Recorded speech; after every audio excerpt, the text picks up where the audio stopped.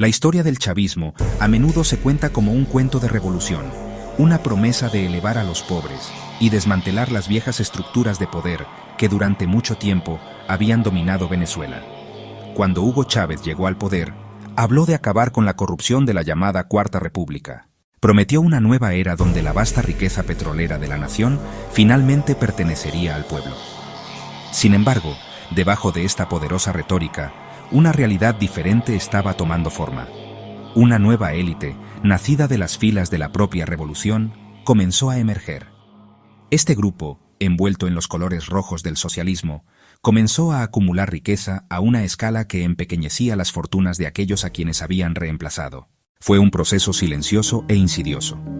La promesa de justicia social e igualdad se desvaneció lentamente en el segundo plano a medida que los mecanismos del Estado se reutilizaban. En lugar de servir al público, las instituciones gubernamentales se convirtieron en herramientas para el enriquecimiento personal. Los contratos se otorgaban sin transparencia, los fondos públicos se desviaban a cuentas privadas y se diseñaban complejos esquemas para desviar dinero del Tesoro Nacional. La bonanza petrolera de los 2000, que debería haber sido un período de prosperidad sin precedentes para todos los venezolanos, en cambio, impulsó la creación de estas nuevas fortunas intocables. Las mismas personas que afirmaban estar luchando contra la oligarquía estaban, de hecho, construyendo una nueva, mucho más voraz e irresponsable que su predecesora. Este fenómeno no fue un efecto secundario del proceso político, se convirtió en el motor central que lo impulsaba. El poder se buscaba no solo por razones ideológicas, sino por el acceso que proporcionaba a inmensos recursos. Una economía paralela, construida sobre la corrupción, comenzó a operar junto a la oficial.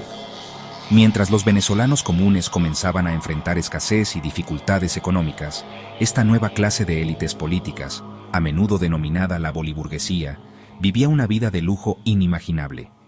Compraron propiedades en las áreas más exclusivas del mundo, enviaron a sus hijos a escuelas internacionales, caras movieron miles de millones de dólares a cuentas bancarias en el extranjero, lejos de las miradas indiscretas del público al que afirmaban servir. El impacto en Venezuela ha sido nada menos que catastrófico. El saqueo sistemático de los bienes públicos vació las instituciones del país y paralizó su economía. Los hospitales se quedaron sin medicinas, las escuelas se desmoronaron por el abandono y la infraestructura de la nación, una vez un modelo para la región, cayó en mal estado. El gran sueño venezolano, impulsado por el petróleo, se convirtió en una pesadilla de hiperinflación, escasez y migración masiva.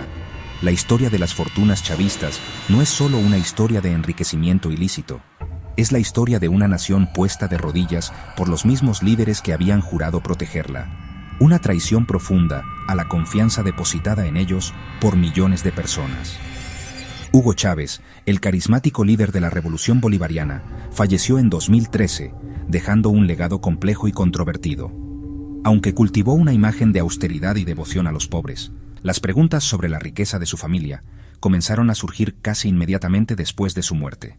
Su hija, María Gabriela Chávez, antes una figura de bajo perfil, fue lanzada al centro de atención.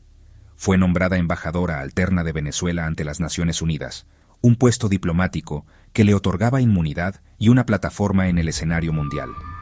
Este movimiento fue visto por muchos como una forma de protegerla a ella y los bienes de la familia del escrutinio, colocándola más allá del alcance de cualquier posible investigación doméstica sobre su nueva riqueza.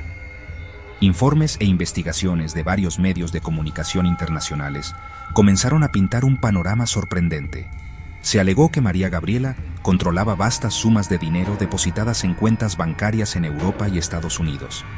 Forbes y otras publicaciones estimaron su fortuna personal en miles de millones de dólares, una cantidad asombrosa para alguien sin una carrera empresarial significativa o una fuente de ingresos fuera de las conexiones políticas de su familia. Estas acusaciones sugerían que la riqueza no fue ganada, sino más bien acumulada durante los 14 años de su padre en el poder. Un período en el que Venezuela recibió billones de dólares en ingresos petroleros, con muy poca supervisión o rendición de cuentas pública. La fuente de esta supuesta fortuna ha sido objeto de intensa especulación e investigación.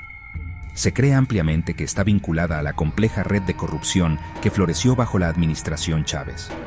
Tras la muerte de Hugo Chávez, su sucesor elegido a dedo, Nicolás Maduro, asumió la presidencia, con su esposa, Cilia Flores, convirtiéndose en la primera combatiente. Su ascenso al pináculo del poder marcó una nueva fase en la consolidación de la élite chavista. Aunque Maduro carecía del carisma de su predecesor, él y Flores demostraron ser astutos operadores políticos, expertos en usar el aparato estatal para consolidar su control y, como alegan numerosas investigaciones, para expandir su riqueza personal. Su influencia se extiende mucho más allá de sus roles oficiales, creando una red de patrocinio y poder que ha sido fundamental para administrar los recursos del país en su beneficio y el de su círculo íntimo. Cilia Flores, abogada y política chavista de larga trayectoria, ha sido una figura central. Mucho antes de convertirse en primera dama, se desempeñó como presidenta de la Asamblea Nacional, un cargo desde el cual fue acusada de nepotismo, nombrando a decenas de familiares para puestos dentro de la legislatura. Este patrón continuó y se expandió una vez que Maduro se convirtió en presidente. Sus familiares, incluidos sobrinos e hijos, han sido implicados en graves investigaciones criminales internacionales. El caso más notorio es el de 2 de los sobrinos de Flores, quienes fueron arrestados y condenados en Estados Unidos por conspirar para traficar 800 kilogramos de cocaína. Un caso que expuso los profundos vínculos entre altos funcionarios y el crimen organizado. La riqueza de Maduro y Flores no es fácilmente cuantificable, ya que se cree que está oculta a través de una compleja red de testaferros, empresas fantasma y cuentas en el extranjero. Las acusaciones de enriquecimiento ilícito están bien documentadas por organismos internacionales y periodistas de investigación. Diosdado Cabello, a menudo considerado el segundo hombre más poderoso de Venezuela, realmente encarna la fusión del poder político, la fusión del poder militar y la fusión del poder económico. Ex oficial militar. Participó en el intento de golpe de Estado de 1992 junto a Hugo Chávez, y acusaciones que lo vinculan al narcotráfico internacional. El gobierno de Estados Unidos lo acusó formalmente. Lo señalaron como líder del llamado Cártel de los Soles. En 2020, el Departamento de Justicia lo acusó de narcoterrorismo. El general Vladimir Padrino López, como ministro de Defensa y jefe de las Fuerzas Armadas, ocupa uno de los puestos más críticos en Venezuela. Es el máximo garante del poder de Nicolás Maduro. Al mando de la lealtad de la institución militar, la institución se ha convertido en la columna vertebral del régimen. Esta posición le da inmensa influencia política y lo coloca en el centro de empresas económicas controladas por militares. Bajo su supervisión, las Fuerzas Armadas han ampliado su rol. Distribución de alimentos, KELAP, puertos, operaciones mineras, PDVSA. Esto ha creado oportunidades para la corrupción. Nación en ruinas, población traicionada, urge transparencia y justicia.